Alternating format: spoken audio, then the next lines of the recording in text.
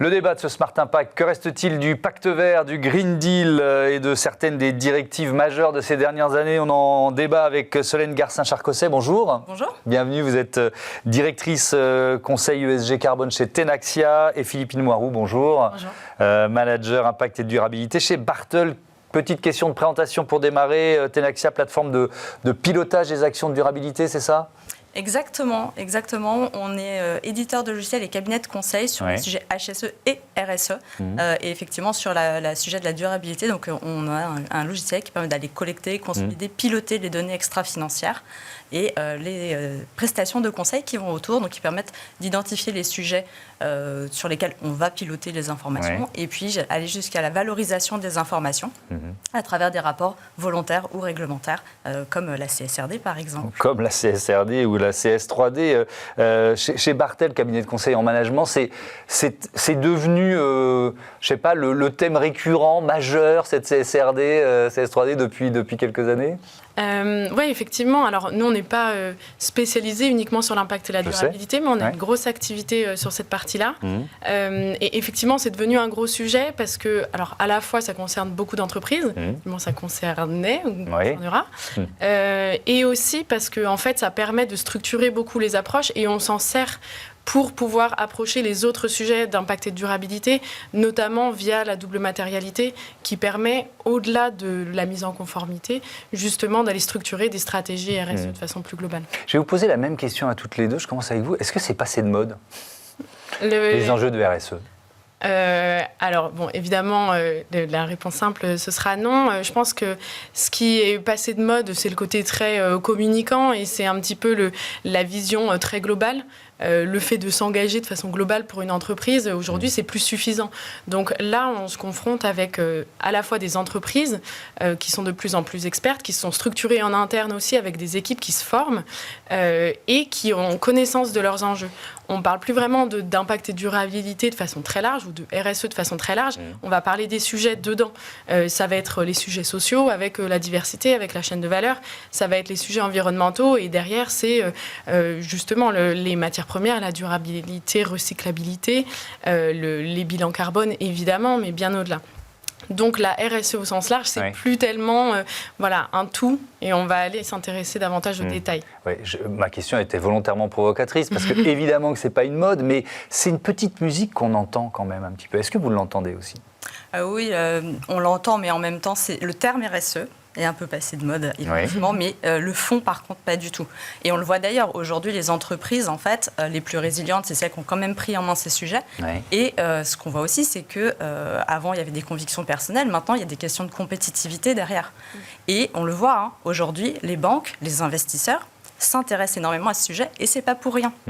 C'est pas parce que c'est une mode, c'est vraiment parce que ça a un sens pour les entreprises, et ça a un sens pour ces investisseurs et ces financeurs. Oui, mais alors, il y avait aussi chez certaines entreprises, on ne va pas généraliser, ce sentiment que, et là on va rentrer dans le détail de cette directive Omnibus qui revient sur la CSRD et la CS3D, le sentiment qu'on les mettait face à un défi trop compliqué à relever, une espèce d'usine à gaz, les 800 pages, etc. etc. J'ai reçu suffisamment de chefs d'entreprise ici ou de cadres dirigeants et dirigeantes pour le savoir. Il y a une petite part de vérité là-dedans. Alors, est-ce que la réglementation européenne telle qu'elle existait, puis on va revenir sur ce qui se passe maintenant, n'était pas trop compliquée ? Ce qui était compliqué, je pense, c'est que c'était finalement le même niveau demandé à des entreprises du CAC 40 ou à des entreprises beaucoup plus petites. Il y avait une question, en fait, en termes de définition des entreprises soumises. Nous, on a des clients, ils sont 50. Mais comme ils dépassaient des seuils financiers, en fait, ils avaient les mêmes obligations et la même méthodologie à mettre en place qu'une entreprise du CAC 40. Donc, effectivement, pour ces plus petites entreprises, il y avait un décalage et c'était forcément un peu complexe à mettre en place. On a vu les premiers rapports sortir, c'est plutôt des grandes entreprises. Les rapports sont très intéressants aujourd'hui et on voit que ça les a vraiment poussés à avancer. Donc la difficulté pour moi, c'était plutôt d'avoir le même niveau d'information à publier et le même niveau la même méthodologie à mettre en place entre une grande entreprise et une petite entreprise. Donc, à mon sens, la simplification était la bienvenue pour des entreprises plus petites, justement pour les accompagner un peu plus. Des normes sectorielles auraient été les bienvenues, c'est pareil, elles sont supprimées pour les aider aussi. Mais la CSRD, l'objectif final était très intéressant. Oui, il reste très intéressant, mais les parlementaires européens ont donc voté le report de 2 ans de la CSRD et d'1 année de la CS3D sur le, on va dire, le devoir de vigilance, pour simplifier. Il parle... Comment je peux dire ça ? C'est aux électeurs qui s'adressent en faisant ça, les parlementaires européens, ceux qui les ont élus au mois de juin dernier, ou c'est aux chefs d'entreprise qui disaient c'est trop compliqué ? Je pense que de toute façon, c'est un petit peu les deux. Et c'est le sujet qui émerge en ce moment. Il y a des ONG aussi qui ont justement... Qui ont décidé d'attaquer la Commission européenne. Sur ce sujet, parce que ça avait été fait très rapidement. Effectivement, c'est arrivé au même moment que le renouvellement du mandat d'Ursula von der Leyen aussi. Donc forcément, il y a des sujets politiques.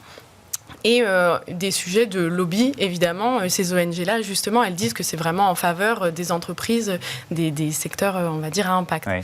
Mais il faut aussi tenir compte du vote des électeurs, qui ont moins voté pour les listes vertes qu'il y a 5 ans, qui ont plus voté pour des listes d'extrême droite ou des listes de droite qui portaient une promesse de coup de frein. Oui, mais effectivement. Et de toute façon, c'est pour ça qu'on a justement cette organisation au niveau de l'Europe. Et c'est ce qu'on constate quand on a tous les débats au niveau du Parlement européen et avec les eurodéputés, notamment en ce moment même. Donc oui, effectivement, ça reflète les orientations des électeurs. Et c'est pour ça qu'on tire aussi dans le sens d'une simplification. Après, il y a aussi une nécessité de donner une vision long terme et d'être dans la ligne de ce à quoi on s'est engagé. C'est ce que j'allais vous demander, parce que pour les entreprises, il n'y a rien de pire que le changement de cap, ou le stop and go. Exactement, et c'est un petit peu le problème, c'est qu'aujourd'hui, on s'est inscrit quand même dans un Green Deal qui est extrêmement ambitieux. On s'est donné une vision à 2050, d'être un continent neutre pour le climat, donc d'ici 2050. Et là, on est sur des discussions, mais c'est le cas pour d'autres réglementations, évidemment. Les allégations vertes, c'est aussi des sujets qui sont en train d'être discutés. Globalement, on est en train justement de tâtonner et même de questionner notre objectif long terme. Et c'est 2 choses différentes entre discuter des modalités, effectivement simplifier pour que les plus petites entreprises puissent suivre, et discuter justement notre ambition et nos objectifs de façon très long terme. Est-ce que, Solène Garcin-Charcosset, il n'y a pas une forme d'échec collectif, médias y compris, depuis 2019, puisque 2019 c'était l'élection qui a abouti à un Parlement qui a voté un Green Deal ambitieux, et puis là on est dans ce retour en arrière.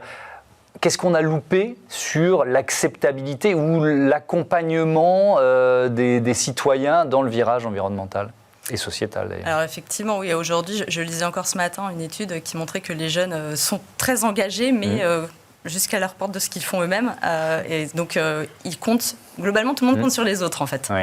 C'est vrai qu'il y a sans doute un besoin encore fort d'accompagnement, de faire comprendre que chacun a sa part à jouer. Les entreprises, certes, l'État, certes, mais aussi l'individu doit aussi avancer.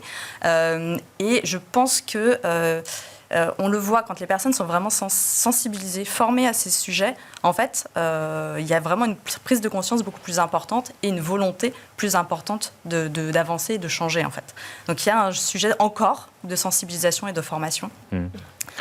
Mais est-ce que vous voyez chez vos clients des entreprises qui disent finalement on ne prend pas le virage? Vous voyez ce que je veux dire?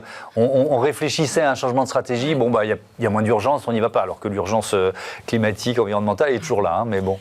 Et je dirais l'urgence aussi pour leur compétitivité, en fait. Alors, c'est pour ça. Si vous rentrez ça dans la feuille de route, j'imagine que la réflexion n'est plus la même. Mais est-ce qu'il y a quand même cette tentation du coup de frein? Vous voyez ce que je veux dire? Alors, certains mettent effectivement en pause, surtout en se demandant, parce qu'ils sont dans l'incertitude, est-ce que je vais être soumis, pas soumis, plutôt en se demandant, finalement, est-ce que j'y vais maintenant, j'y vais plus tard, comment j'y vais? Est-ce que j'y vais selon la réglementation parce que demain, en fait, je vais être soumis? Est-ce que j'attends de voir justement si je vais être soumis ou pas à la réglementation? Nous, c'est ce qu'on leur conseille chez Tenaxia, c'est plutôt de mettre en place déjà une démarche volontaire, d'avancer sur les sujets pour être, s'ils sont soumis finalement, prêt, avec quelques ajustements peut-être, mais au moins d'avoir avancé sur les sujets. On a des clients qui continuent bien évidemment à y aller parce qu'ils ont bien compris qu'il y a cet enjeu de compétitivité et les demandes des parties prenantes, investisseurs dont on parlait, mais talents, clients aussi. Donc en fait, voilà, on va dire c'est une minorité ceux qui mettent vraiment en pause, voire qui arrêtent complètement. Est-ce que c'est le Green Deal, il est simplement reporté ou alors vous le jugez, vous, moins ambitieux aujourd'hui ? Alors, à date, je pense que c'est compliqué à dire, mais oui, il y a un vrai sujet. Il y a eu le même sujet sur le pacte pour l'industrie verte aussi. Donc, on voit que les objectifs long terme, ils sont difficiles à atteindre.